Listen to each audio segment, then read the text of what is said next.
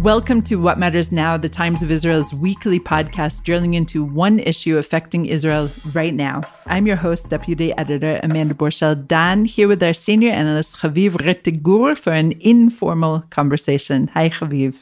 Hey, Amanda.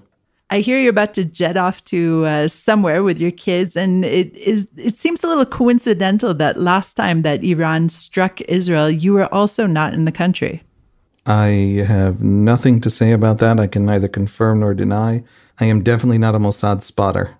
We obviously don't know what's going to happen, and the strike, if it comes, could be tonight, it could be tomorrow, it could be never, but we're having this conversation on a Thursday afternoon Israel time with the idea that we're waiting for some kind of retaliation to the killing of Hamas head Ismail Haniyeh in Teheran, which Israel did not take credit for, and the strike on Hezbollah's chief of staff, Fuad Shukr, which Israel did take credit for last week. So I guess my main question right now, Haviv, is how do you prepare for a potential Armageddon, both physically and metaphysically? I don't prepare for Armageddons. I don't really believe in Armageddons. They happen once in a while. They certainly happened in the 20th century a couple of times. But by their definition, you can't really prepare for them. So I guess the coming Iranian strike, there's something kind of adorable about it.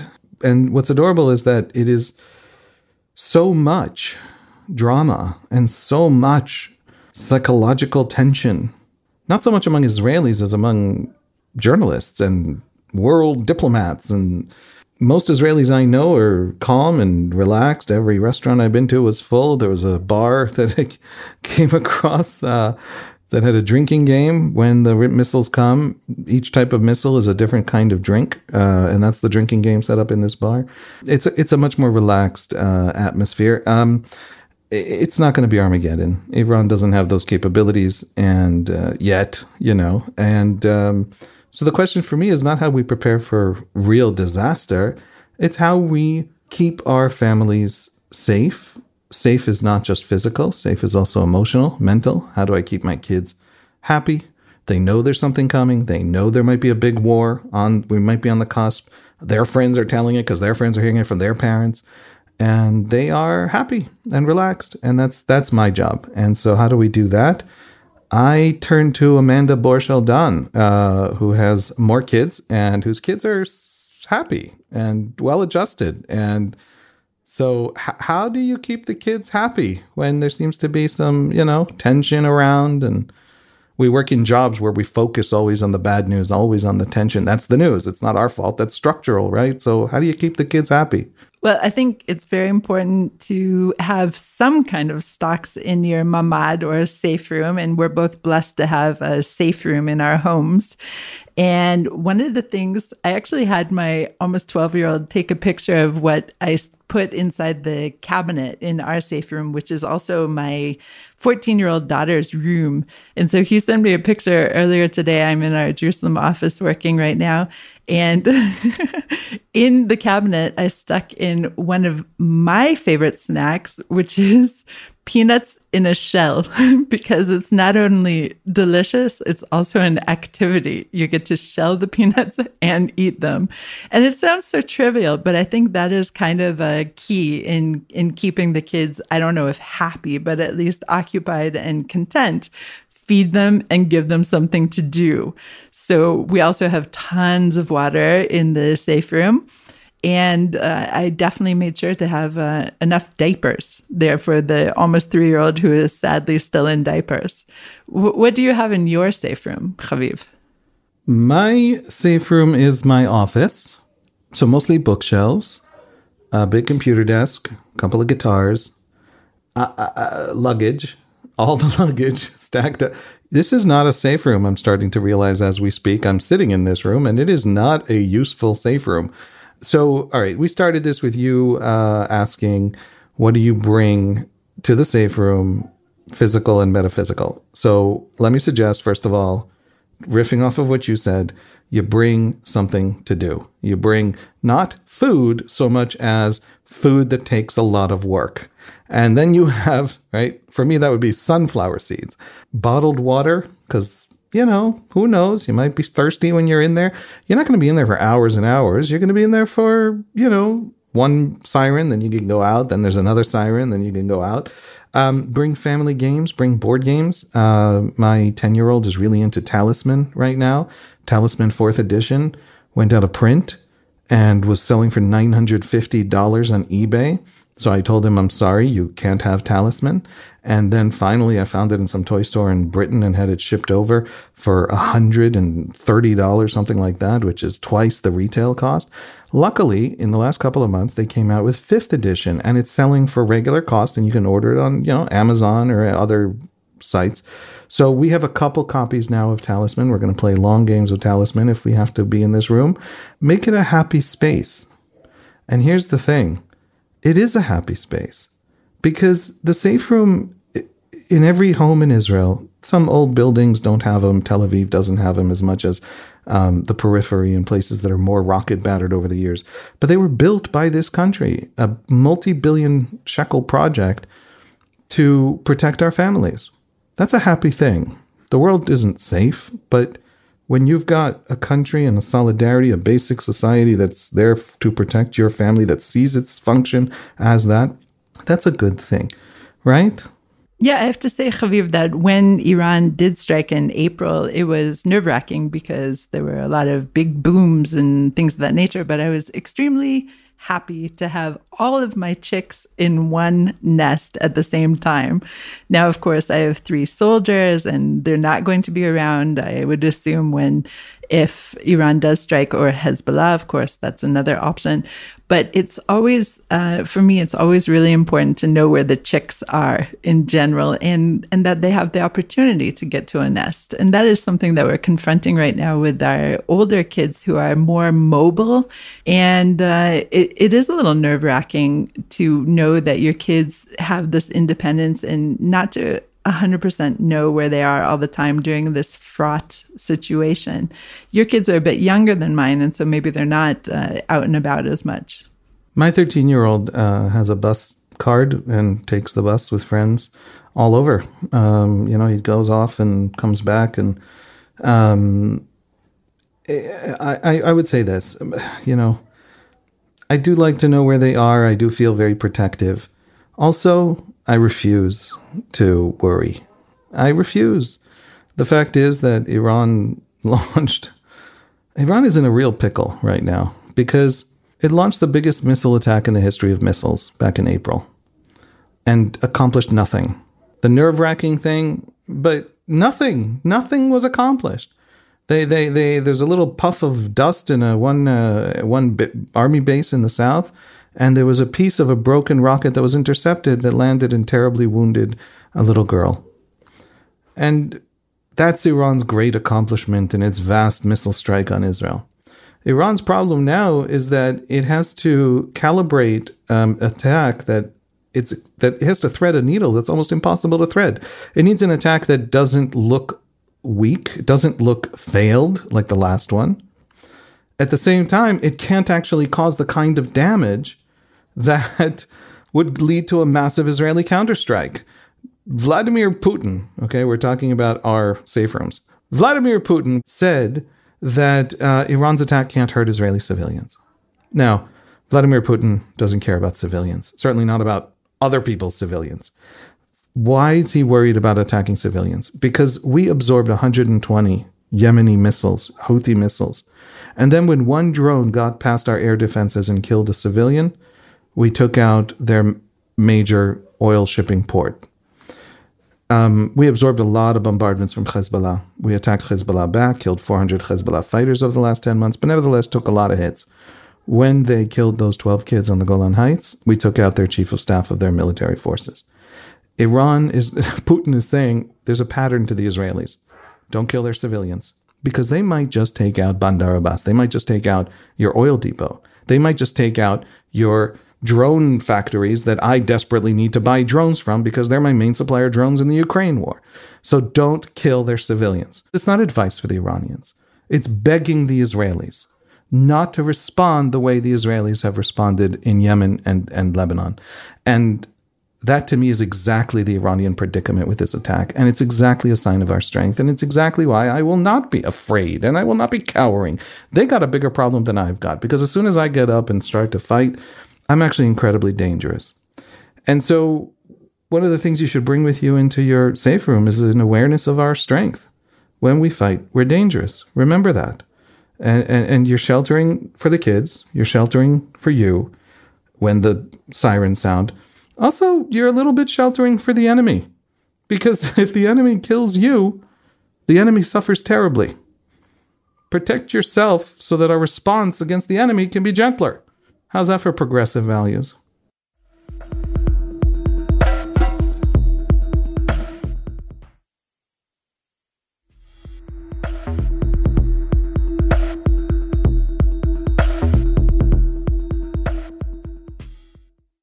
I chose the word Armageddon before really intentionally because it comes from a place in Israel. I don't know if everyone knows that, which is Megiddo. And it comes from the Har Megiddo, the Mount of Megiddo. And in the New Testament, it's a place of the end of times. In the Old Testament, it is not. But one of the things that is really fascinating about Megiddo, and it's a place that's been excavated for hundreds of years, actually, by this point, is that it is a place of many, many, many different civilizations, one that conquered the other, that conquered the other, that conquered the other, or inherited the other. And so one of the things I would say to bring into the safe room is humility, actually. And that's one of the things that the Israelis don't often have in large supply. And it's something that we saw, of course, in the lead up to October 7th, when it was inconceivable that Hamas would break out of Gaza and commit the massacre that they did of 1,200, mostly civilians, and take 251 hostages back to Gaza. And so I hear you, Haviv, and I appreciate your comments, and I am chuffed by them. You know, I feel, really inspired and bolstered by them. But don't you think it's a little arrogant to think that what happened before with Iran in terms of Israel and a team of other nations taking down the almost 500 projectiles that were shot at the country in April, don't you think that it's possible that there could be some other scenario that we're not thinking of, and that we should be a little humble in thinking about contemplating this attack from Iran and or Hezbollah? Well, yeah, definitely. First of all, as an Israeli, I reject in principle the idea of humility. I mean, what an awful thought. That was a joke, everybody. But let me just say, Megiddo is one of the fortresses, ancient fortresses in the Jezreel Valley. And because it's, there's mountains to the north and mountains to the south, and then you have this wide open valley, armies always constantly would meet right there. And so it's that place where that great it's became a sort of a paradigm of the great final battle, right? Including in Muslim times, the Seljuk army met there, right? And stopped, I believe, the Mongol invasion. It was the first time the Mongols ever pushed back, was that spot. So that kind of war might be coming. If Iran doesn't want to be embarrassed again by shooting missiles that take 8 hours to get here, or drones at least, it might just activate Hezbollah. Hezbollah is an arsenal of 150,000 different kinds of weapons, including guided weapons that can take down skyscrapers in Tel Aviv with people living in them. They can cause horrific damage, absolutely. And then we would cause horrific damage back, and then we'd be in that escalatory war everyone is afraid of. And we would cause terrible, terrible damage to the other side. And our people, as much as we can get them, will be in bomb shelters. And that is a gift. That is a gift of a country that, instead of putting mass civilian populations in harm's way as a strategic force multiplier and a fundamental warfighting strategy, which is Iran and Hezbollah and Hamas's and the Houthis' fundamental warfighting strategy, ours are protected. Their protection is the basic point of fighting. So again, I'm not saying it'll be easy. I'm not saying it'll be safe. I'm saying it's a lot easier and safer than we let ourselves think from the anxiety of reading the press too much. I believe in reading the press, and I believe in clicking on all the ads when you read the press as well. I just want to clarify that. But also really walk into that, bomb shelter with a clear awareness that we are also dangerous, not just the other side. And that's important. That is really very important. And one other thing that I think should be in there, because you did say physical and metaphysical, and I noticed we didn't say anything about physical, really. I mean, you had some ideas, maybe granola bars. I don't know. You're not going to sit there and want to eat. You know what I mean? It's not going to be that long, right? But I'm not sure how to say this. Bring history. Bring a little knowledge and awareness of history, okay? Be aware when you go into that bomb shelter that beyond just the country around us that's there to protect us, we are the Jews who fight and don't just flee. And that's new. That's new. Because most of the time the Jews fled in their millions. And they often fled with nowhere to actually flee to. And they depended on the kindness of strangers to survive. And they didn't depend on the kindness of strangers in the sense that the whole world is kind and everyone was welcoming them in and they just had to choose where to go. They depended on the kindness of strangers in a moment of desperation when most strangers did not offer kindness. They were begging for their own survival. The dependence on the kindness of strangers was a monstrous kind of brutality, and that is the basic Jewish experience of the 20th century. Not the Jews who survived, they're the lucky ones, all the ones who didn't. And so, we are not the Jews begging to survive anymore. The alternative to Zionism is the Jews begging to survive. And that's not what's happening here, and that's not what's happening in the bomb shelter.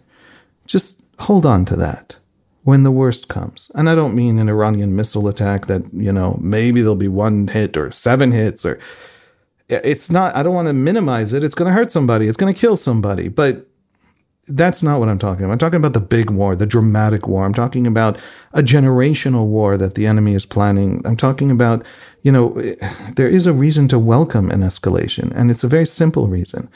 The enemy has told us, Hezbollah, Hamas, Iran, they've all told us that they want to sustain a permanent low-level war, low-intensity war until we die.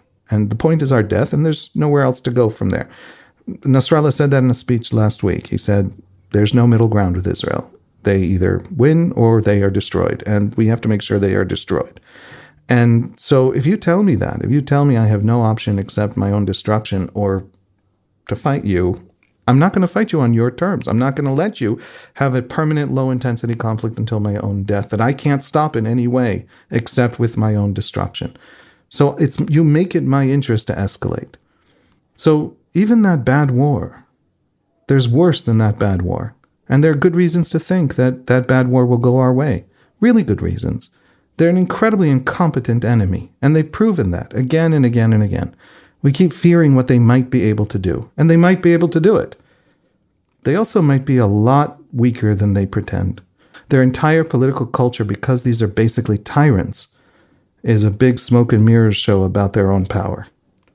So let's call their bluff, or live on their terms, constantly afraid of what they might be able to do to us. While trying to destroy us, they have destroyed Lebanon and Yemen and Syria and Iraq. Maybe we save Lebanon, Yemen, Syria, and Iraq by just going for them. That's the silver lining of even the worst case scenario. My point is, a little bit of confidence, a little bit of courage, keep the kids happy, have some board games that they won't be bored with, and definitely some sesame seeds and peanuts. Yeah, and a little humility on the side, please, Haviv. Everyone else has so much humility and anxiety, I don't feel any need to add to it. All right, fine. We make a good salad together. Okay. Haviv, thanks for joining me today. Thanks, Amanda. Thanks for listening to the Times of Israel's What Matters Now. I'm Amanda Borschel-Dan. If you have any comments or questions about this or any other episode, please drop us an email to podcast@timesofisrael.com. This episode was produced by The Podwaves. Until next week, Shalom.